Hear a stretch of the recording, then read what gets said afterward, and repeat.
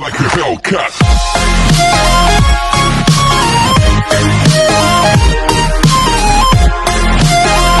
Warahmatullahi wabarakatuh.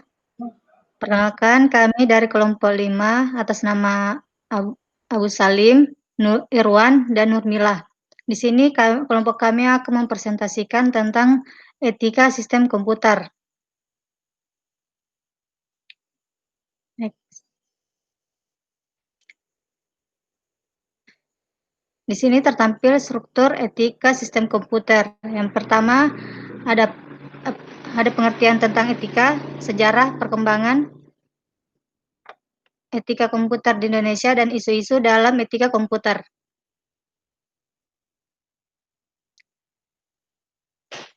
Baiklah, yang pertama yaitu pengertian. Etika komputer adalah seperangkat asas atau nilai yang berkenaan dengan penggunaan komputer. Etika komputer berasal dari dua suku kata, yaitu etika bahasa Yunani ethos adalah adat istiadat atau kebiasaan yang baik dalam individu, kelompok maupun masyarakat, dan komputer bahasa Inggris to compute merupakan alat yang digunakan untuk menghitung dan mengolah data. Jumlah interaksi manusia dengan komputer yang terus meningkat dari waktu ke waktu membuat etika komputer menjadi suatu peraturan dasar yang harus dipahami oleh masyarakat luas. Sejarah dan perkembangan. Sejarah komputer ditemukan oleh Howard Aiken pada tahun 1973. Penemuan komputer di tahun 1973 ini menjadi tonggak lahirnya etika komputer yang kemudian berkembang hingga menjadi sebuah disiplin ilmu baru di bidang teknologi. Perkembangan. Pada perkembangan tahun 1940-an oleh Norbert Wiener atau Profesor MIT. Pada tahun 1960-an oleh Don Parker atau Sri International Menlo Park, California. Tahun 1970-an oleh J. Weizenbaum Walter, dan pada 1980 oleh James Moore, dan tahun 90-an dan sampai dengan sekarang ini oleh Donald Gottbem atau Donald Gottbem, Kate Miller Simon, Rongerson, Danny Martin, dan lain-lain.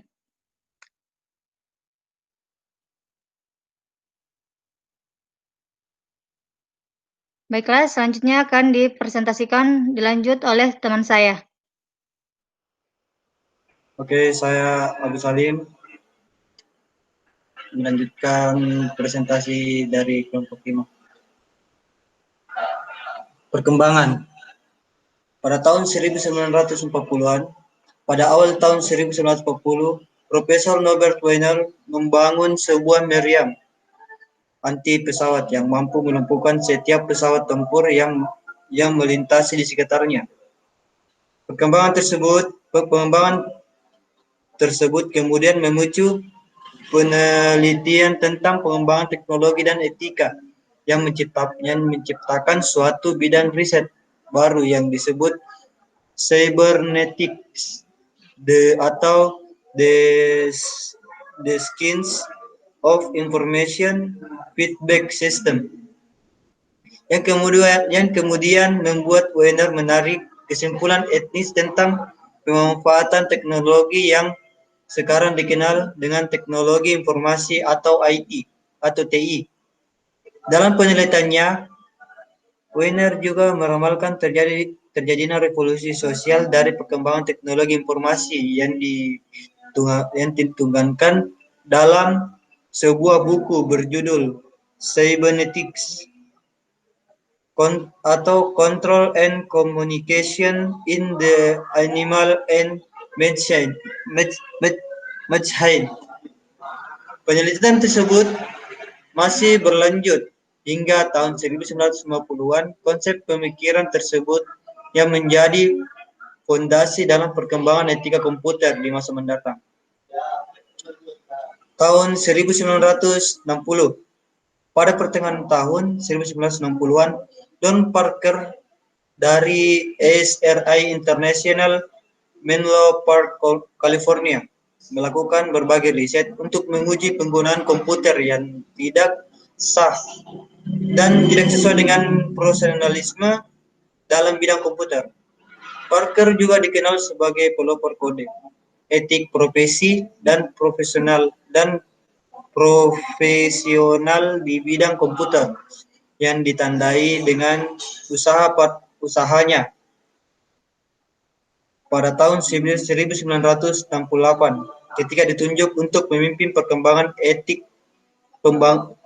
pengembang etik profesional yang pertama dilakukan untuk Association of Computing Machinery atau ACM.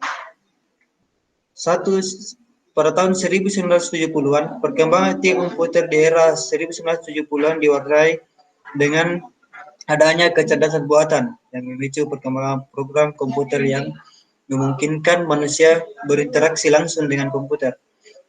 Salah satu ELISA, program psikoterapi Rogerian, dan ini diciptakan oleh Joseph dan memicukan banyak kontroversi karena Weisbum telah melakukan komputerisasi dalam bidang kedokteran. Pada tahun 1990-an sampai sekarang, sepanjang tahun 1990, berbagai peneliti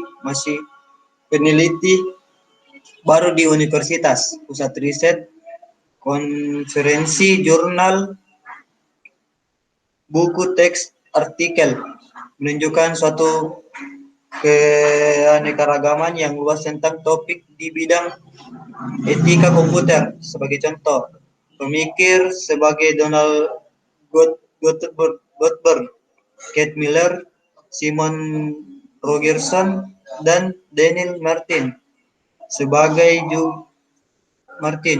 Seperti juga banyak organisasi profesional komputer yang menangani tanggung jawab sosial profesi tersebut. Etika komputer juga menjadi dasar lahirnya peraturan undang-undang mengenai kejahatan komputer. Oke, next Ron. Etika komputer di Indonesia. Etika komputer di Indonesia merupakan salah satu negara pengguna komputer terbesar di dunia, sehingga menetapkan etika komputer dalam masyarakat sangat dibutuhkan. Indonesia menggunakan dasar pemikiran yang sama dengan negara-negara lain sesuai dengan sejarah etika komputer yang ada. Pengenalan teknologi komputer menjadi kurikulum wajib di sekolah-sekolah, mulai dari sekolah dasar hingga sekolah menengah atas atau sederajat. Pelajar, mahasiswa, dan karyawan dituntut untuk mengoperasikan program-program tersebut dasar seperti Microsoft Office. Isu-isu dalam etika komputer. 1. Kejahatan komputer. 2. Cyber etis. 3. E-commerce. 4. Pelanggaran haki atau hak asasi kekayaan intelektual. 5. Tanggung jawab profesi.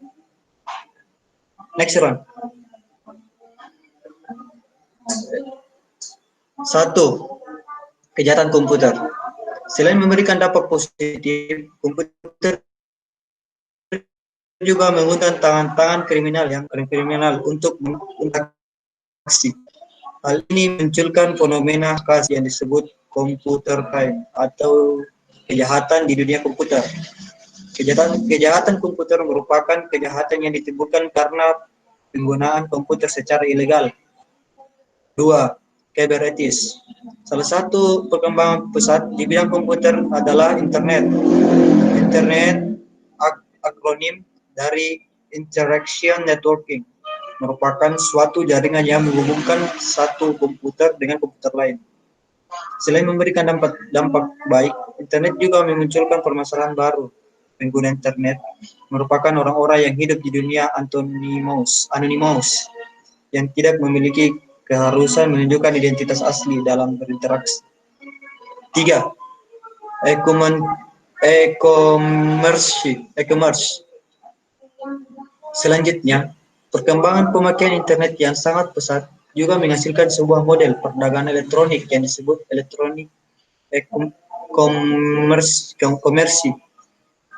Secara umum, komersi adalah sistem perdagangan yang menggunakan mekanisme elektronik yang ada di jaringan internet.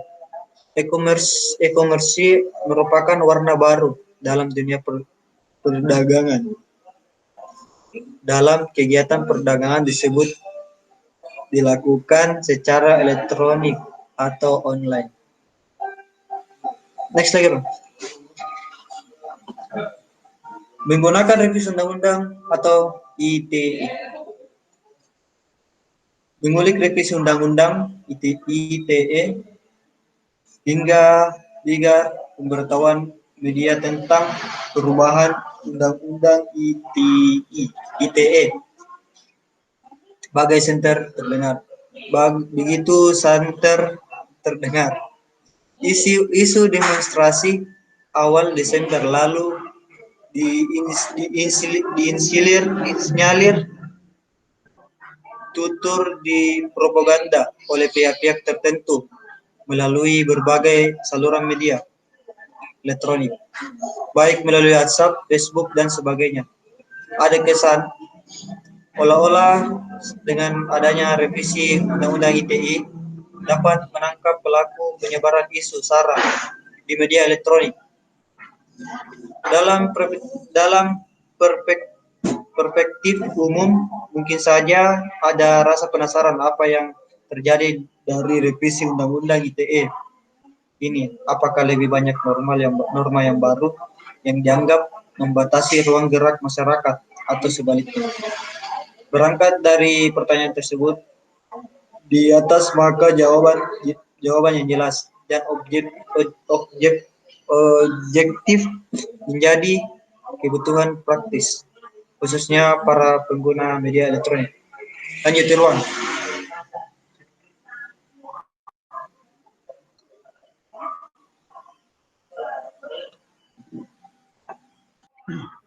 Oke, presentasi pelaku kejahatan penipuan berdasarkan negara.